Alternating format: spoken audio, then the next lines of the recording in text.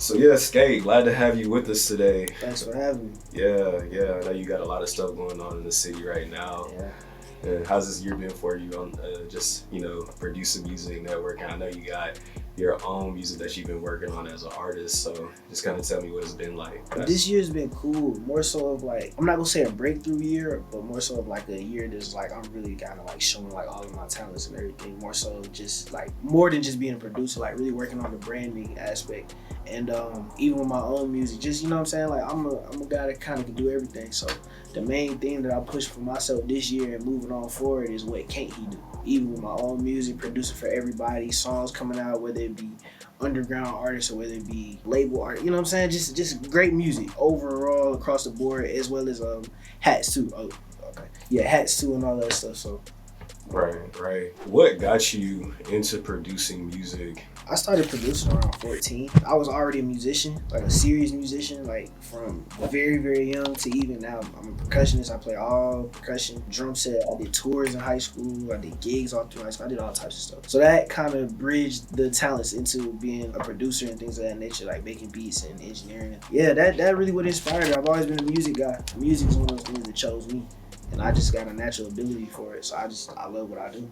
And so, do you think that being in Atlanta has helped you kind of craft? Oh, hell yeah. It's a real big advantage over a lot of people, especially like really growing up here and being from some of the same places that some of the artists are from.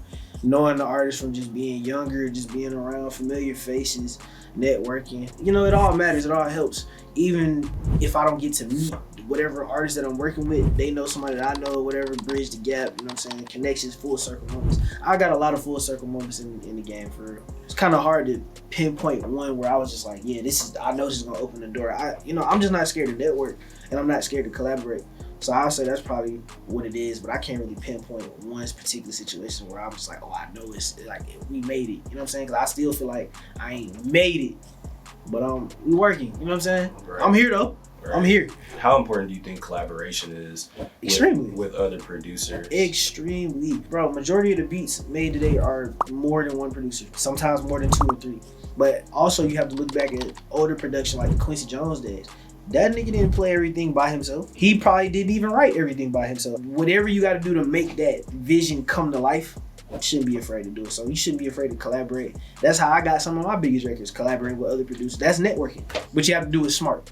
And you have to make sure, again, business is not business if it's not beneficial on both sides. You know what I'm saying? So outside of Atlanta, how have you been able to capture those markets? Just going back to the networking aspect, but a lot of people that come here aren't from here. Even talking to somebody who's just in their camp, stuff like that just happens like that. I would say it's the same concept. You just got to talk to them. But networking, even when you're in other places, you got to ask questions. Now, of course, ask the right questions, read the room, make sure you know what I'm saying? Because you don't want to do the wrong shit somewhere you don't know where you at. Now you fucked up. Be intentional when you do it. That's what I would say.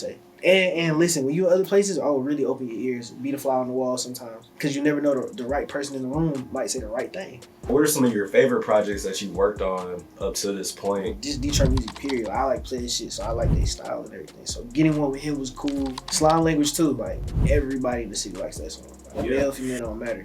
Even now, like, I didn't even realize the song has been out about 2.5 years, you know what I'm saying? I don't really keep it up with the time. I just go, but that definitely for sure. Like, even seeing it at like birthday bash, she performed there and just seeing everybody in the crowd, people sending me the videos, tagging me the videos. I feel like a hometown hero. I would say that's probably a full circle moment where it's like, oh yeah, I'm here for real. Like, even with that going gold and stuff like that. So now I'm pretty sure it's on its way to being platinum, you know what I'm saying?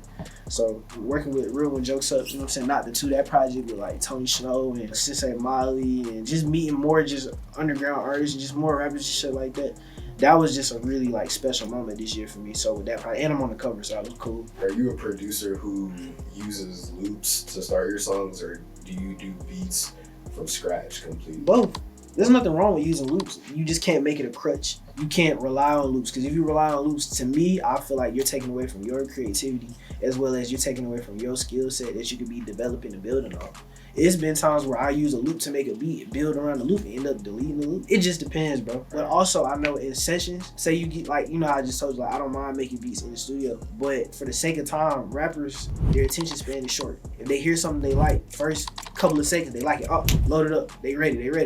Now if you take them 45 minutes to make the beat, they done lost their mojo. Sometimes you need a loop just to start and get the main part of the beat ready. So there's nothing wrong with that, but make sure you give the right credit and make sure you use it the right way. So like for a platform like United Market and you know what role that we're playing with collaboration, how would you say that it's been of use to you and you know just your general experience? Organization for sure, because the app has so many outlets in it to do so many of the things that you will need 10, 20 apps to do, like invoices and standard like paperwork and stuff like that for like leasing, exclusive beat agreements and stuff like that. Getting to see who the producers are when they update their channels and stuff like that and their pages and stuff. I need to update my profile because I have more placements that have come out since then and stuff.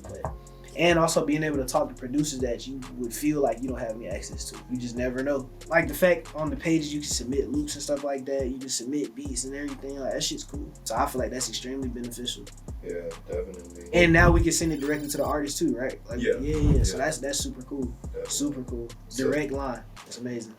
If you had to restart as a producer, how would you go about getting your beats played by a Doug or by a Coil Ray or by any artist that's picked up traction or already is a major producer? You gotta be a people person. A lot of producers are like, they so used to being in the basement and talking to the wall in the computer. Like, y'all forget, y'all gotta be people. I ain't telling nobody to dim they light, because I had a problem with that, like being too humble. There's nothing wrong with being humble, but just know like there's a time and place, and to never belittle yourself or really compare yourself to others, because everybody's success is different. Everybody. And also in the beginning stages, find you an artist that you like working with, big or small, and just work with them. Even if he or she doesn't go big, it builds practice for you on artist development as well as being able to work with another being in the studio. You know, any projects that you got coming out or anything that we should be, you know, looking out for, or you know, any other people that you want to shout out? Just more music with a lot of people that I already work with, but just I've been working with a lot of the females in the upcoming scene right now. You know, like Anisha, Caribou, Uda Savage. I'm trying to work with a couple more of them. Probably some collaborative producer projects too, like 2-3 producers. We produce everything on the project. You know what I'm saying? Like me and Presley P got the Early Boys. That's our producer duo. That's what we call ourselves. We get up early as hell, make beats. We've been doing that shit for years. Every time we make beats, it's something crazy. And everybody says that we done got so many songs with artists together, so we working on a project of that. Then more of my own shit, more producer projects too. Next year I'm gonna do a lot more like production, and I'm probably gonna put out like one more rap project this year. Probably one more. And next year I'm going full throttle producer probably till around this season again and drop some rap shit again.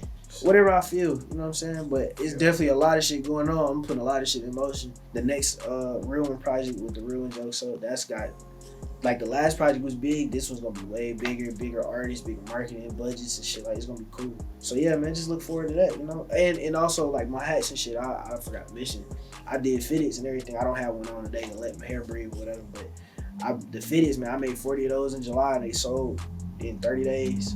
You feel me? Everybody had a one-on-one fitted, so the next one's gonna be the same thing. Everybody gonna have one-on-ones, but I'm gonna literally keep just making the hats instead of just, you know, keeping it super limited. I'll keep the designs limited though. That's the only thing. But like after the designs, I got the next 4 or 5 ready, so I'm gonna just, you know what I'm saying? I kind of know what I'm doing in my audience and how to put shit together now. So all of that shit together, the merch and everything. So all the hand in hand, just be on the lookout for all of that, man. Cool.